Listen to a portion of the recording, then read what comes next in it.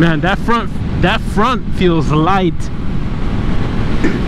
I don't even have to really goose it that much, and it feels light. I really love this bike, man, for what it is. You know, I was actually thinking to myself, as much as I love this bike, 2021 MT-07, with the type of riding I do here in Florida, would it have been better to just go for the MT-09? I'm not sure. I mean, what kind of riding do I do here in Florida? It's mostly in a straight line, to tell you the truth. I guess that's why a lot of people have cruisers here. You know, there's one right there. Is that a Goldwing? Looks like a Goldwing. That blue one looks sick. I just ain't ready for that right there, man. That Goldwing right there, guys. I ain't ready for that cruiser life yet. I like fast. Even, you know, the MT-07 is actually not that fast when you compare it to, you know, super sports like 600s and liter bikes. On the top end, I did race Pasta Rocket the other day in at the Sarasota Bridge there, and and I took off on him. You know, this thing has so much torque. I mean, that, I don't know what kind of Ducati that was. It definitely looked like it was a bigger sports bike, so it could have been a liter bike. I don't think it was a 890. It was an 889 or 899, whatever that was. I've jumped on one of those before, but I don't think it was that. It looked bigger, so I'm wondering if it was probably a liter bike. But I took off on him, and like the first quarter of the hill, I was pretty much in front of him, but like after that he was just gone. And I'm like, okay, I see what they're talking about, like the top end, you know, like this bike did so good when I took off. And I'm not, you know, I'm not super good at taking off or anything like that. I got to get better at it. A little intimidated at first gear on this thing, but I'll get better at it for sure. I did that with the KLR, and although that thing doesn't have, you know, a tremendous amount of torque, you can get the wheel up. And any motorcycle is dangerous if you do it right. 87, 89, 91, 93. The manual says 86 and up, but I'm gonna go ahead and go 89. I love how this bike pulls, man. I really, really do. However, getting whooped by that Pasta Rocket is making me reconsider.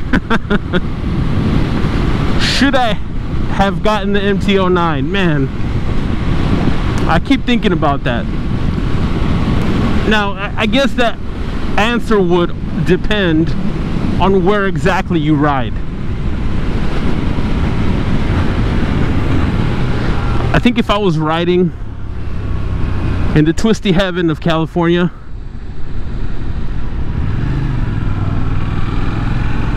I think the MT-07 would be good enough. But because everything is so straight and every road here is so linear, maybe the MT-09 could have been the better choice. It was a couple grand more. I'd say a couple, but it was probably more like,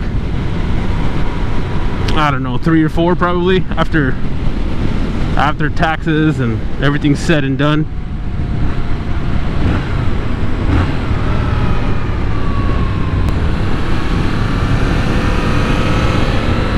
Man, I miss the twisty roads.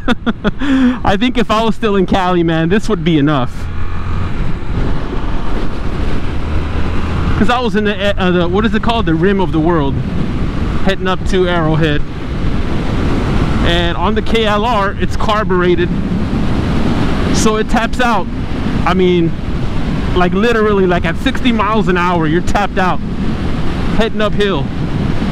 Of course, I was on semi-knobbies, 70/30s, 70 off-road, 30 on-road. I think that's what those are. They were the Shinko 804, 805s. All right, buddy, calm down here. Man, sometimes those downshifts are a little smoother than other times. Now there's a couple of upgrades. Well, before I even go into the upgrades, 452 miles I have on this bike. I bought it brand new, so I can't really give it the beans like I want to because of the whole break-in period and all that. Now Revzilla did an episode with Ari Henning, and he actually took, I believe it was like a Honda, it was a low cc, it was like a 250, but he took a motor, or two motors actually, and before they started doing anything to the motor, he took the whole motor apart. He took a micrometer and took all the readings for the pistons, for the cylinders, for the cams, maybe the valves, I don't remember. But basically why he did that was he was going to compare a brand new engine to an engine that was broken in properly and an engine that was quote-unquote ridden hard, like from the jump. And according to his findings, it didn't really make that big of a difference. Now it was I think it was like a 250cc motor, something like that. So it wasn't a big motor, and you know, you're not going to be getting the horsepower or the torque out of one of those small motors that you would out of even a parallel twin, an inline 4, or the CP3. Is that what it is? CP3, the 3-cylinder that Yamaha has on the Tracer and the MT-09, and I believe the Niken as well. The Niken has that engine. That little CC engine is not going to have the power that, you know, or the wear and tear, or, you know, the high compression that those bigger engines are going to have. But it does bring to the forefront the whole break-in period, you know, and Ari does say on the video that if you're going to be running something like a track-only bike that's going to be for high performance, that he actually does still recommend that you break it in correctly, because those tolerances are going to more than likely be a lot tighter than a 250cc. Even this one, even the parallel twin, the CP2 on the MT-07, you're not going to run this type of engine like you would a race engine, you know, something taking it to the track where you're just constantly doing triple digit speeds.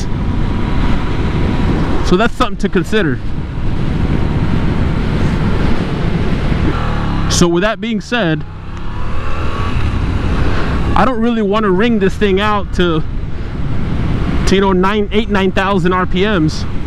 I don't know if I have or not, because when I'm getting it sometimes I kind of just go for it, and I'm used to shifting by sound. So every time I shift with the KLR, I feel the vibration and I hear the sound, and that's how I shift. I don't necessarily look at the tachometer. Now on that bike it's a lot slower, so you can't look at the tachometer. On this one it's a little faster. When you're kind of really getting into a takeoff, you know, you're not really focusing on the tach. So I really don't know if I've actually hit red line or not. Probably not. I've never hit the rev limiter. I'm assuming this bike has a rev limiter. I don't know. So because of those reasons, I can't really tell how powerful this engine really is. I would really like to wait past the, you know, the manual says 6,000, but I was actually reading it the other day, and it says to not high rev it until you're like past 1,000 miles. So I was really surprised by that. Now, could that be a warranty thing? A marketing warranty thing where the engineers kind of said, hey, we can kind of prevent Yamaha from losing a little bit of money within that first year of the warranty if we just tell everybody don't rev it that high. But everybody does it. Every single as far as I know, every single motorcycle manufacturer does it and tells you to not ride it hard within, you know, 1,000 miles, or at least the braking period, which is normally 500 to 600 miles, and after that first oil change. This weather just feels really good. So those two things, braking period, I don't want to rev it really high. Even I have a feeling that even if I would have, you know, revved it high, I would have still gotten whooped. But maybe I would have held it a little longer, I don't know. And then another thing is having an exhaust and a tune on this thing. I've seen a couple of videos where some guys, you know, they throw on the full Akrapovic exhaust and then they tune it. And I would tune it. The MT-07 Facebook group, there's a lot of guys on there that I'll just throw this on there and not tune it. You know, okay, to each his own, but in my personal opinion, I would just go ahead and tune it. Now I'm not gonna do it yet because I'm still under that warranty and I don't want to avoid the warranty just in case something else happens, but I'm gonna ride like this for now. There is a cheap exhaust mod where people are drilling in like a, I don't know, it's like a 1/4 inch hole, 6 1/4 inch holes, like post cat, and they're getting actually like a really good sound out of this stock exhaust. I don't know if it changes performance at all, probably not, but at least it sounds good, and that's, you know, a cheap way to do it. So maybe I'll try that first. But I definitely want the performance out of this thing. I'm planning on keeping this bike at least for 2 years. And I would just really love to ride this bike in some twisties. Preferably the California twisties, but I don't really see that happening. I might have to ride a little bit north to try to get some mountain action.